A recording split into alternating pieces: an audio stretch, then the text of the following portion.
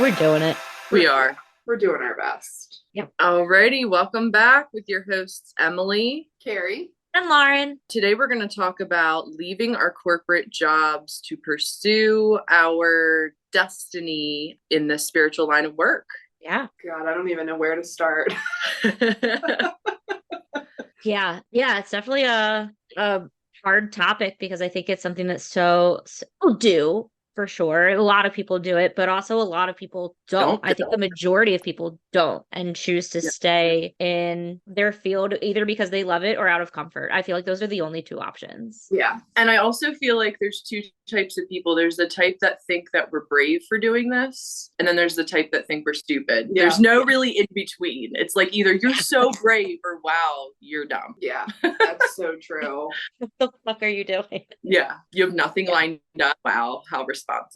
I just remember there were my brain over the course of those 2 months of going back and forth, it was like scrambled eggs. Oh. Because I required a lot of motivational speaking to take the leave. And my reason for leaving is it's a little bit of both, like wanting to follow my passions, of course, but also realizing with 2 small children at home that there was no way that I was ever going to feel like fulfilled and feel like I'm doing enough for my kids if I stuck around. Because it was like, even when I worked, before I had my last job, I worked 15 minutes from my house. And I mean, I still would only be spending 2 hours a day with them because I have to get to work early. They sleep in a little bit. And then by the time I come home, and it's not even quality time. It's like trying to get dinner ready, trying to get baths together, stories, brushing teeth. Like it's just a routine was really it. And I tried to make the most of it, but I was so unhappy. And I actually noticed too, it was really affecting even their behavior, because I wasn't home a lot,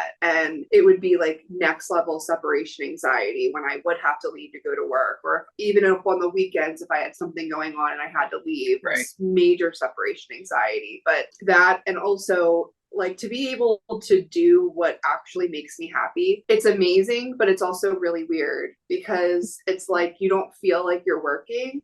So therefore you kind of feel like you're lazy or you're not doing enough. Preach. Right? Dude. And that's a whole balancing act in itself. Yes. And also now you guys are working from home full time, and that is a huge transition. I at least had done that prior for years, and that is a really hard, it's really difficult when you start to mix the things, your work duties and goals with house things, or if because you're home you're then expected more of house things because you're home, but like there's a lack of understanding that I'm just because I am here physically, I'm doing so much other stuff, and that guilt of that meshing can be really difficult. And you guys had it all at the same time. Like you did all of that at once. I feel like it takes some time to get to get used to. Because even just like in my previous jobs, you know, I was a manager, so I had responsibilities, but I always had somebody over me. So I always had a to-do list because somebody was telling me what needed to get done. Or I had in property management, I had tenants telling me what they needed done, and that would get added to my list. I've always had people telling me what I need to do. And now that I'm my own boss and I am responsible for getting my own stuff done, and also realizing that I've never really prioritized myself really my whole life. And now I have to make myself a priority because that's my way to earn a living. It's an adjustment. It's an adjustment, and I'm still not there. I am still not there. It is. Emily, what is happening? What was that? What? Did you see that? What is that? That always happens to me. What is that? That always happens. Well, always. Whatever it is really likes me to say. That's the 80th time that has happened. Your grandfather. Oh, it's got to be, because I've been one time I was talking about something negative during our class, and they did the thumbs down. Well, that was just validating. You're doing great. This is what you needed to do. The Blue Jays back. The Blue Jays back. He just landed. There you go, Emily. You're doing great. We're doing our best. Well, it's funny because last night I was sitting here like having a pity party and bawling my eyes out to the fact that he's dead. And like I pulled out pictures of him and I'm like listening to songs that remind me of him. I was listening to Marjorie, bawling my eyes out. Oh, yeah. Listening to other songs that I used to listen to with him and I'm like and here he is today. Same. Hey, I'm still here. That is hysterical and so sweet. I have full body chills right now. Yeah. Oh, what were we just saying? Supports your decision and leaving your corporate job. Yeah. He needs to get my parents on board. It's hard. It is really hard trying to validate yourself and your decision and having people understand when for so long, so many generations, working for corporate America is the only option. Unless you're going to take a chance and you think you're really going to be the next Steve Jobs or whatever those people's names. Like, it could be. It could be. And at least I believe in myself, you know, and with a little like faith from you too could maybe go a long way because like you guys said, it is so hard and the self-doubt and self-sabotaging that happens when you are your own boss and your own employee is really hard because that battling of the brains can just cause like some serious imploding. And it happens to all of us. And I think because like when you're in the corporate position, you have someone else outside watching you hold yourself and you're like, all right, I'm gonna let myself be sad, but I gotta get back to it. But in this position, you're like, I'm gonna be sad, but how long can I be sad for? Because I'm my own boss and maybe I need a little extra time, and so I'll take it. And then the next day you're like, why the fuck did I do that? What am I doing? It's this total inner conflict that is very difficult. And I think if for our listeners, if you know someone who is going to take a journey and believes in themselves, they need you to. They really need your support. Yeah, they like we don't. If you think it's the biggest mistake they'll ever make in your life, it's none of your business. Exactly. And it's like one of those things where sometimes we just need some support and some love. Yeah. Sorry, that was Raleigh. Is he all right? Yes, he wanted to be under my feet, apparently. Oh, okay. Anyway, yeah. It's also lonely. It can be very lonely. My God. Well, especially because Carrie and I were talking about this before we even jumped on here. It may look, especially when you leave the corporate world to do this line of work, the spiritual work, it may look like I'm just at home sitting on my ass, but I'm sitting with myself doing the internal work every second of every day. So even when I'm sitting here, I am doing work. I'm doing the shadow work. I'm doing the healing. I'm doing what I need to do so that I can help others. You cannot be an unhealed person in this line of work. You can't. And I know that healing is a journey. You're never fully healed, but you at least got to have the insight. Yeah. You have to have the insight and you have to be making the appropriate steps to at least be the best version of yourself that you can be. Yeah. And let me tell you, it's fucking hard. Mm-hmm. It's not easy. When I think about like, you know, sitting in front of a computer all day, like having things that are due. Mindless tasks. I could do that in my sleep. And, you know, at the time it's like annoying or it's daunting or it's time consuming, but sitting here with myself, healing every single version of myself so that I can show up for others. I didn't know it would be this hard. I was very naive to that. And people don't do that. People refuse to go to therapy, refuse to go get help because they're afraid of being with themselves. They're afraid of that. And so what you're doing is incredibly brave, and it is so important. I think it's really important for everyone and anyone to do at least that to be a better person. For even if you're going to stay in your corporate job or if you're going to do it alone, you still have to interact with other people. You still have to work with other people, and so we should get to know ourselves and sit with ourselves and think about how we can be our best selves and be able to interact with society. But it takes a lot of work, and that's why people don't do it. And so it's so brave. I think that you guys do. I think a lot of people, it's easier for them, and myself as well, it's easy for them to use their job as their excuse as to why they don't have time to do it. And in a way, they really don't have time, but it's also like what you prioritize. It's also about prioritizing. You know what I mean? And on this type of journey, in this career path, you have to prioritize yourself. You have to do that. You don't have other things that you're doing for other people. It's for yourself, and you have to be on your A game, or you don't have a lot to contribute. Yeah. Whereas like going into, or your ego gets in the way, right, and then you got then we're doing psychic cleanup. Right. Whereas going into that corporate office, you can leave that at the door and get into your role of whatever it is. But with this, you can't leave your shit at the door. Gotta get rid of that shit. Right. You're always with yourself. You're always working on yourself. Right. You have to face yourself every single day. Yeah. Like I've never loved myself so deeply like I have in the last 5 months. Same. And Emily had a friend over yesterday, and there's one phrase that she said that's been like really like hit with me because it's not the way that I've lived my life or that we've all really lived our life. And that's in taking inspired action. Like, why do we always feel like we have to push through stuff? Like time, first of all, really doesn't even exist. Time is just a construct, right? Yeah. But we have in our minds, or at least for me, I have to get up early and I have to work from this time to this time. And it's like, no, I don't. I don't have to do that. I could log on at 10 o'clock tonight if I wanted to. I could log on at 4 a.m.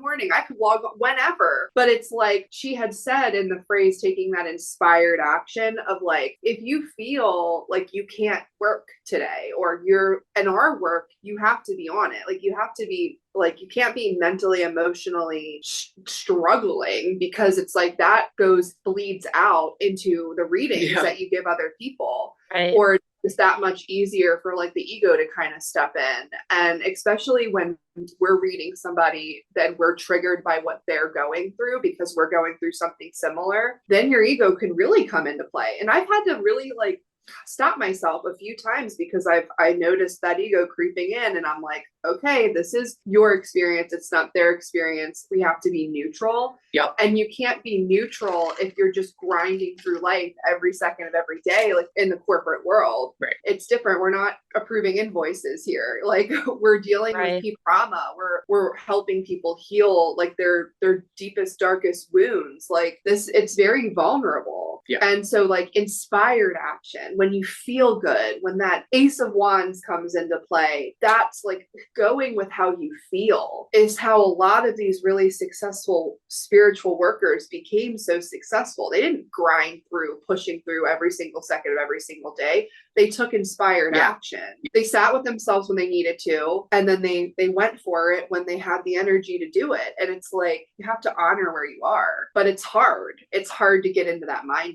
It's very difficult. Well, it's a deconditioning. Yes. Yep. That's exactly it. We have been, I mean, even from the time when we were little, before we were thinking about working, we were told, I read this actually today, that millennials make up 4.9% of America's wealth. And then the generation before us made up 9% of the wealth. And then the boomers made up 21. So we have just gotten poor, like we are poorer and poorer, but we were conditioned so hard. You have to go to college. You have to get a job as soon as you get out of college. Doesn't matter how much you make, you get a job.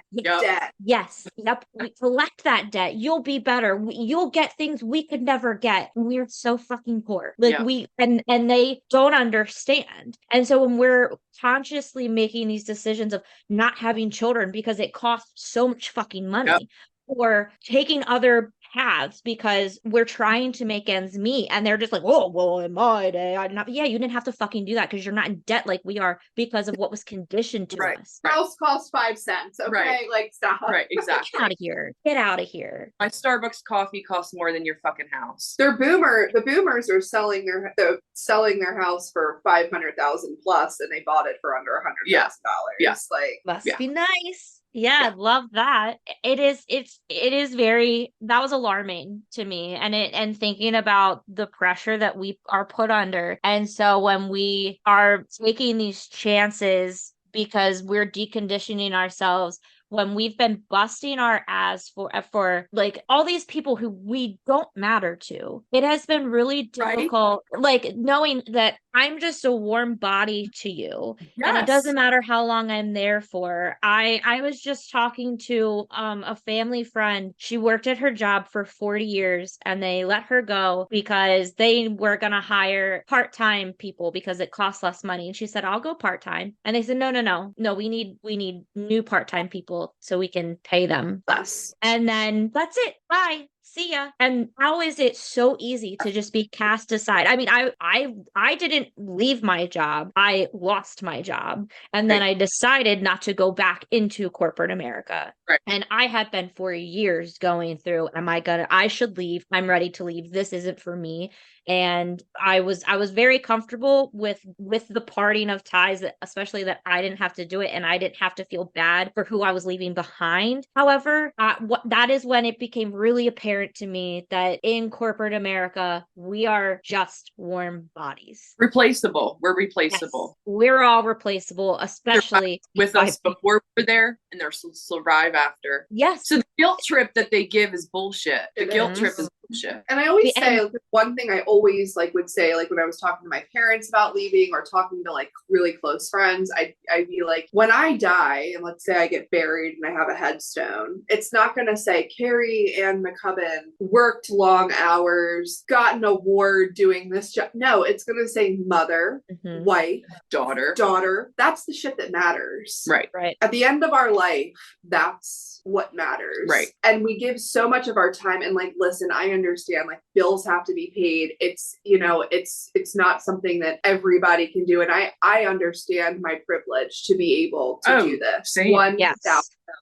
I want to make that very clear, but it doesn't have to be a leap of faith. It doesn't have to be throw in the towel. Let's try this. If you're able to do that, great. But if not, start knowing your worth in the corporate world, know your worth, or start taking very small steps in the direction that you want to go. But if you feel like you're not being valued as an employee, or you're not feeling like you're being fulfilled, don't stay there. You don't have to leave corporate America altogether, but don't stay there. There's always, we put ceilings on ourselves all the time as far as what's available to us, what's out there, what we can accomplish. And it's we need to remove those ceilings completely, because there are and it's if you keep applying, not hearing back, just keep doing it. Just keep putting it there.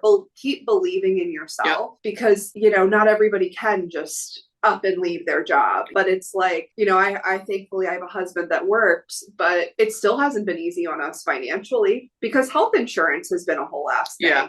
And that's been something that I've been trying to work on, but they make it so hard for you to leave. They do. It's kind of like being in an abusive relationship, to be honest. It's super toxic, because we have to advocate for ourselves. At the end of the day, we are what we have left. It is us. Right.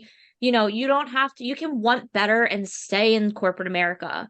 And by doing that, ask people, know what other people are making. It is so ridiculous that it's taboo to talk to other people about what they make. Oh, so I don't realize that so-and-so is making $30,000 more than me when I'm doing more work just because of whatever they know. That's, I don't care that you don't want me to know that. That's wrong to finagle those things in that way. I think you know your worth, fight for your worth, speak up for yourself, and then do what you have to do. And if it's to say, hey, I will leave if you don't give me X, you might get what you ask, but you will never get it if you don't ask for it. Exactly. And the corporate America wants to stay successful by keeping their money. And that's, we all do. We want to be successful by making what we need to survive.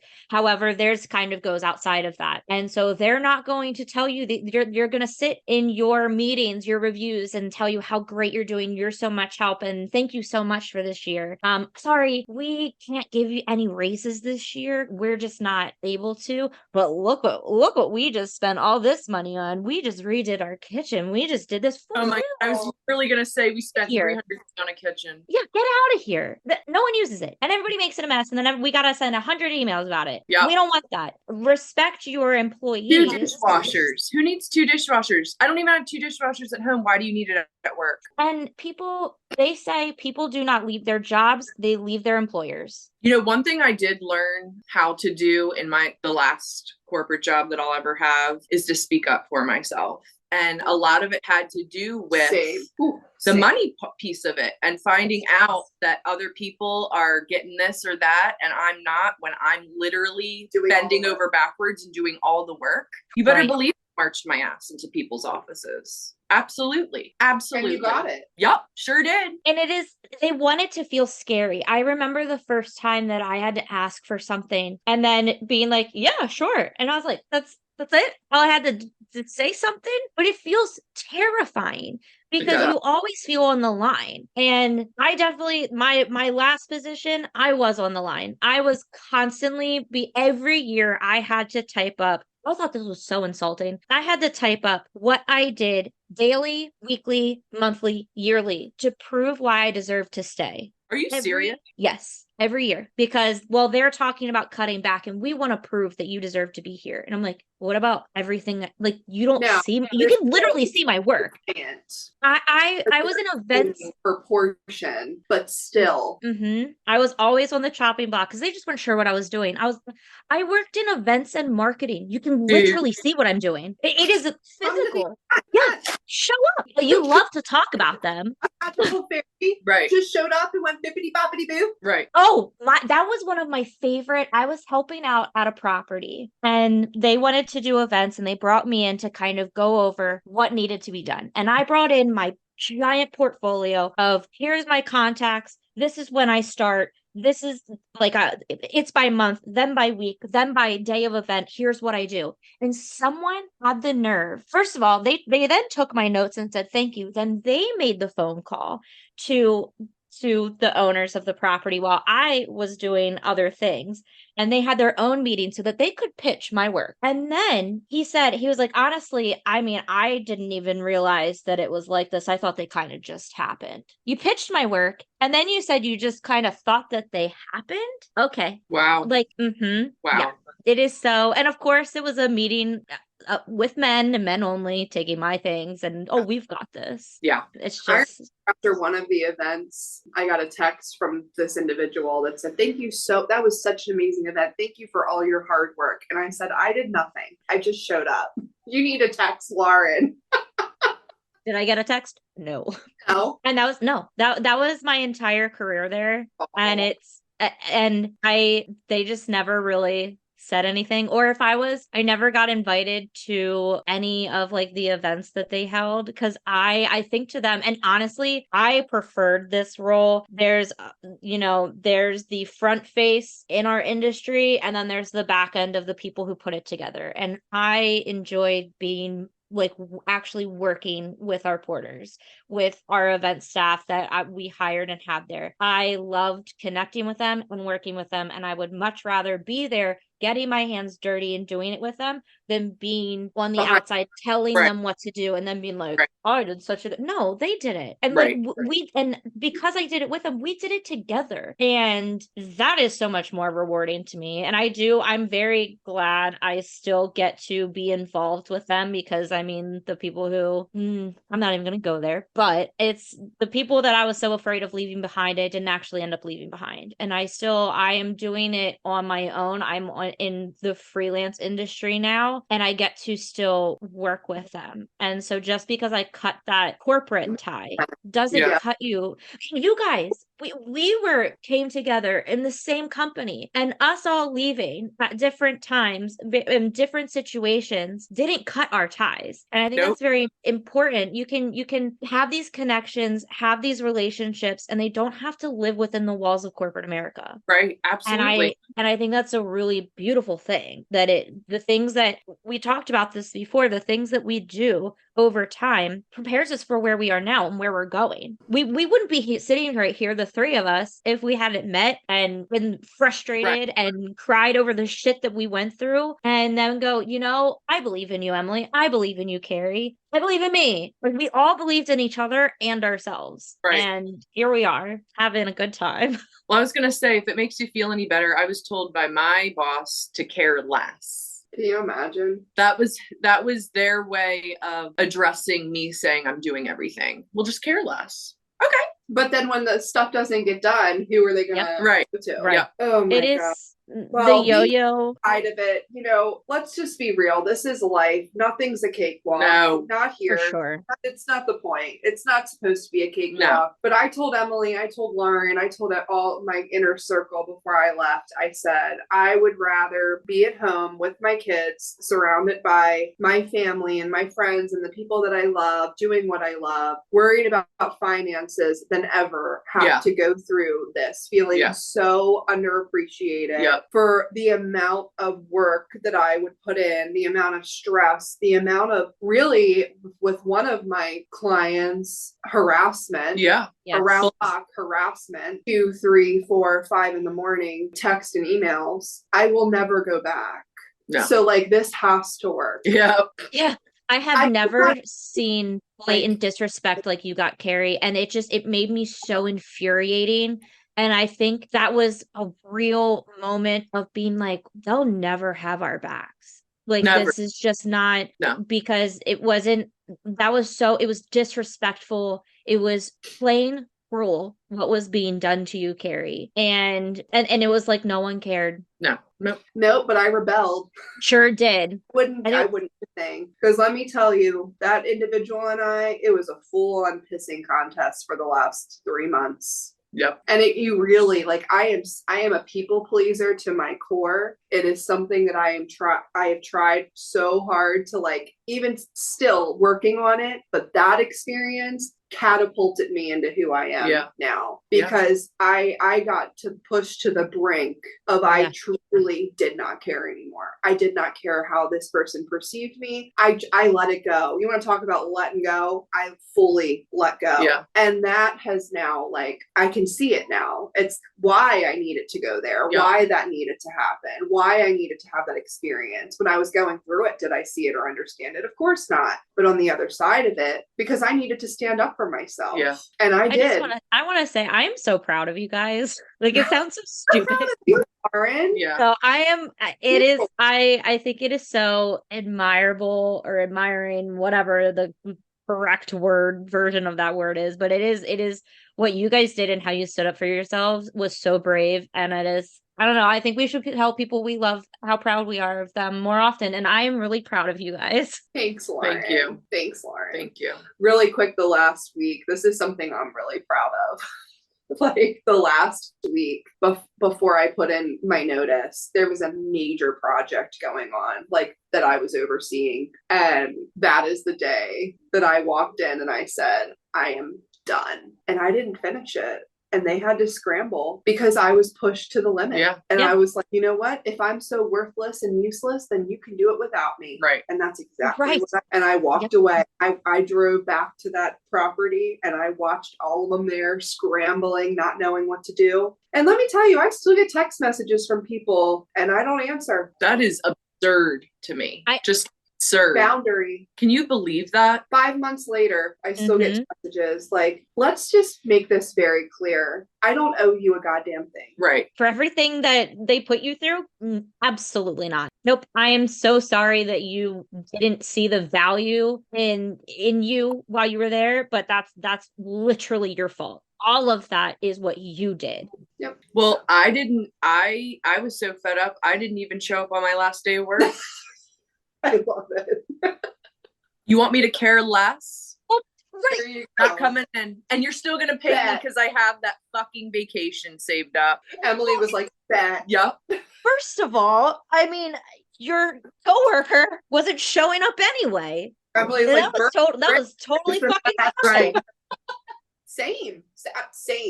Dude, I mean, and it was for things like my cousin's sister's father's brother's squirrel got run over and I can't come in. Yeah, I don't think so. I packed up my no reply. Exactly. No call, no show. I packed up my shit and I was out. See ya. Not coming in. Well, remember, I just left the country because no one was talking to me. I had a plan coming up and I was like, well, if no one's going to tell me I don't have a job, I'm just going to go. Right. I'm going. Yep. Don't forget. Why are we told not to burn bridges? Why can an employer fire you at will with no notice and we have to scramble and figure out our whole life and have that amount of stress. But as the employee, we have to give you 2 weeks, right, a letter, right, basically go in there shaking, right, scared, like fuck that. I didn't give a letter. I didn't even tell my head boss. I told the one under him because I didn't feel like hearing his shit. Well, because it would have been a guilt trip. Mm-hmm. Or you know, a negotiation, and save your fucking negotiation. Yeah. Like it is so insulting to be like, oh, what if I paid you more? Or what if I took some of your duties? You're too fucking late because you couldn't even see beyond anything else but yourself and your things. You couldn't even see what was happening. Or when I told you before, you weren't listening or you didn't care. Right. So fuck your negotiations. I was a baby infant employee being treated like I've worked there for 10 years. It was insane. It was insane. I was furious when Carrie, when you started and the things that you were thrown, and I told you from the beginning, I said, no, the person who was here before you only had this or only had this. I was like, that is not fucking fair that you just got here. And they're like, here you go. Welcome.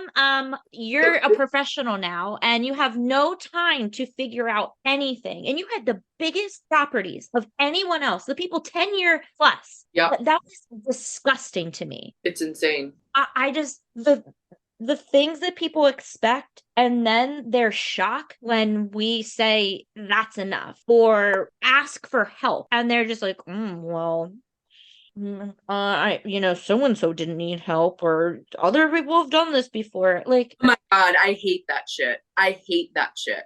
The comparison. Or oh, well, you only work 40 hours a week. You get to go. Fuck off. Fuck out of here with that shit. I heard that shit all the time. Only 40 hours because they don't see all the hours that are being clocked outside of it. And that's the thing. They never will. And there are really great bosses out there. There are, and those are the people who get people to stay. And those are the people who most of the great bosses are millennials because they get it. One of the best bosses I ever have, and I still work with her. She is probably the only authority figure that I've ever worked with that saw me as a person, would ask me how I was doing, would see me struggling, and sometimes she would put a little post-it note on my computer, just with like a little saying, just to be like, I see you. And if you don't want to talk about it, you don't have to. I had that. Yeah, and it's so nice. And that's also a relationship. You don't have to, even with her as my authority, I was in a position where I couldn't stay and I was never going to survive there. It wasn't going to happen. And I left and I still have that relationship with her. And so you don't have to be afraid. Listen, we're not saying that specifically the people and the environment is like the worst place in the world, because I don't agree. I had good memories. Yeah, me too. It is the experience of asking for help, or for just asking for more, or some at least respect, the bare minimum of that, and just saying this isn't for me. And I think probably you guys too. I felt like I wasn't made for the corporate world in my very first job. Sitting in a chair, driving in traffic, driving home from traffic, I was not fulfilled. And that's fine. Like, and that is it. And if you're a boss ass bitch that wants to climb that corporate ladder, go get it. Absolutely. We need more women in the higher ranks we need that. Mm-hmm. Yes. And if absolutely. You're listening to this, go get your bread. I mean, seriously. Like, because it's not for us doesn't mean that it's not for you. Correct. And and also I think too, like, one thing I wanted to bring up is, like, of course we all fiend for money. We all want money. We all need money. But it's like, before you take a leap, if this is something that you're considering doing, whether you're an artist or a spiritual worker or whatever it is, you want to start your own business, you have to really define not only your why, but what is wealth to you? What is to you? Because at this point in my life, money is great, but I'm realizing more than ever that wealth to me is time. Yes. Having time for myself, having time with my kids, having time with my husband, having time with you guys, that that is what brings me happiness. Yes. That is what makes me fulfilled. I never ever want my job, no matter what it is, no matter how much I love it, to be my number one priority. No, me either. Ever. Right. And that has been a very hard thing to try and balance. Yeah. So establishing, what is wealth to you? I also wanted to say too that regardless of what anyone wants to do, just remember that life is hard and it's not worth working a shit job that you can't fucking stand. Right. It's really not worth it. Like Carrie said, if you want to stay in the corporate world, that's fine, but don't stay at a job where you're being treated like shit, where you're infant employee being treated like you've been there for 10 years, where everybody else is getting a bonus calling out because their squirrel got run over, but you're not getting anything and you show up every day taking on a new residential account. Don't stay. Don't. No. Move. And if you have to keep on applying and starting jobs and quitting jobs until you find the one that's for you, do it. I'm sick of this, them looking at your resume being like, why were you only here for 2 months? Yeah, because I got treated like shit. That's why. Employer, don't ask me. Ask the employer. They treated me like garbage. I could go off about this all day. But at the end of the day, just make sure that what you're doing, you're happy with, because it's not worth being miserable. It's not. It's not worth dying over people have heart attacks because of their jobs and what they go through and the stress they put themselves under, and then they're just replaced. Yeah. I think that's an important question. Am I killing myself? Why are you killing yourself? Yeah. It's like, for what? Ain't enough money in the world to kill yourself over, because you're not taking that with you when you die. And also think about the things that you're missing out on. You're missing out on friends and family and things that are happening in your world for someone else's money. Right. Because I'm sure if you're killing yourself like this, you're also not making enough to be doing it, because you wouldn't be feeling that stress and pressure if you were. My husband always says, when the bullshit outweighs the money, it's time to go out. Yep. And it's fine. It's, sometimes it's great to walk away and just let those chapters be. And thank you. I'll look back at it later and hopefully, and I'll see what I learned. But for now, it's me, and I am choosing me. I'm choosing my health. I'm choosing my sanity, and I'm figuring it out. And it is very, I think, going back to what we had talked about earlier, we also, when we were like in our 20s, we were being pushed that hustle, girl. You can do anything as long as you hustle and you're the grind and you wake up and you do it. And it is so toxic. It is. You've got to get that balance. And I think you have to have your stuff in order and make those decisions, especially when you have like a family and people dependent on you, to make sure you're doing the right thing. But take those things that were told to us, and you think of you and what you got to do. And I actually got a last week, and one thing that was said that really hit home for me is you cannot be in a 1 day 24-hour period, you cannot be the best mother, the best business owner, the best wife, the best friend. You can't. So you have to block your time and be like, today I'm going to be the best mother I can be. I'm going to be here with my kids. I'm going to be present with my kids. I'm going to play with my kids. I'm going to run errands with my kids. Today's about being a mom. The next day, I can't be a mom today because of course you're still a mom, but I can't be that mom today because today I need to get work done. Right. I need to go live. Right. I need to do this. I need to get my Reiki class up. I blah, blah, blah. Today, I'm going to be the best business owner I can be. Right. Tomorrow, I'm going to split the day. I'm going to be the best mom I can be. And then later in the day, I got to get work done. I'm going to be the best business owner. The next day, all right, hubby and I need some time together. Saturday, mom, come pick up the kids, take them overnight. So it's if you're trying to be the best at everything all the time, you're going to always feel like a failure. Yeah. Right. Yeah. So you have to figure out, give yourself some fucking grace, number one, and prioritize what's the most important. How do you feel about today? Inspired action. Do you feel especially as when you're off on your own, you can catch up later. You know what I mean? Right. There's going to be days where you work, and there's going to be period of days where you don't work at all. That's just called starting a business. Yeah.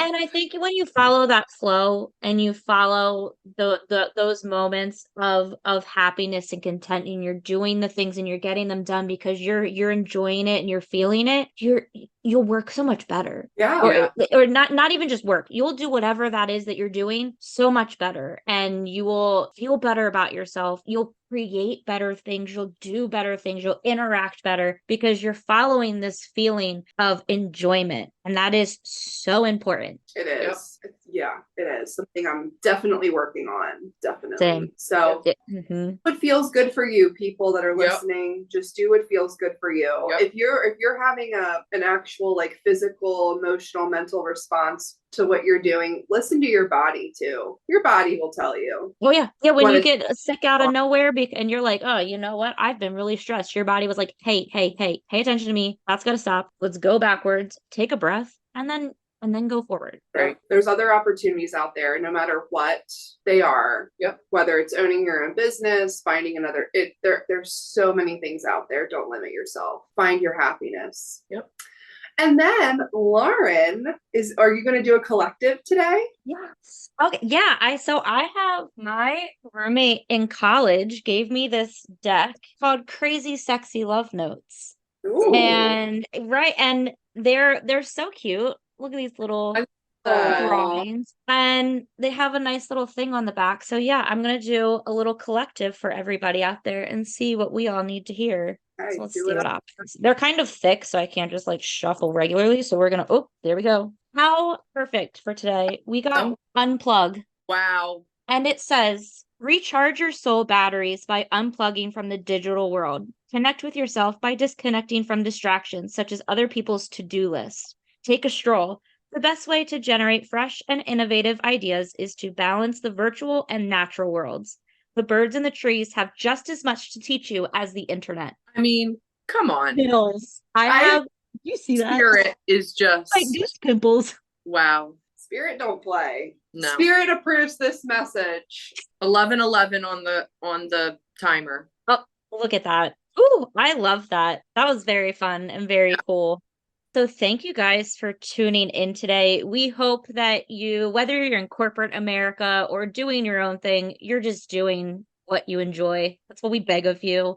Thank you for tuning in. I think I already said that, but don't forget to follow us on Spotify, rate and review, and tell us what you think. You can find us on Instagram and TikTok at Team Spirit Podcast. And Carrie and Emily go live on TikTok. You can find Emily at Enchanted Mystic by MK and Carrie at Clarity by Cam. Thanks, guys. Until next time. Bye.